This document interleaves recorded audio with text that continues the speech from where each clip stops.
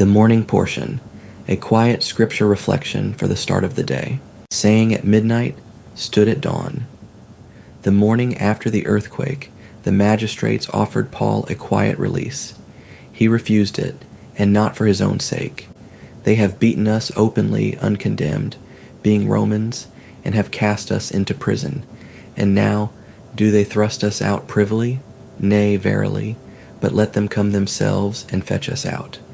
Acts 16:37, KJV. Why would a man who took a public beating without one recorded word of protest refuse a quiet release the next morning? The magistrates send their sergeants at daybreak. Let those men go, depart in peace. It is everything a prisoner could want. Paul says no. Instead, he puts the city's crime on the table. They beat Roman citizens openly, uncondemned. No trial, no verdict, and now they hope the whole mistake will leave town quietly. Let the magistrates come themselves, and they do come, alarmed, because what they did to citizens could cost them their own offices. They come, they plead, and they escort the two men out in front of the same city that watched the beating. Not pride, protection. Paul is not salvaging his dignity. He spent that gladly the day before. Think about who stays in Philippi when he leaves. Lydia and her household, the jailer and his, a church a few weeks old. If missionaries can be beaten without process and then vanish quietly, so can anyone associated with them.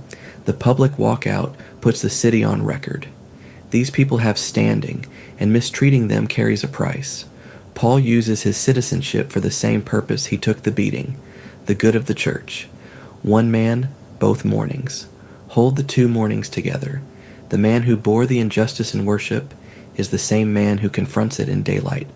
Gentleness and boldness are not two temperaments competing in him. Each is obedience, deployed where it protects somebody else.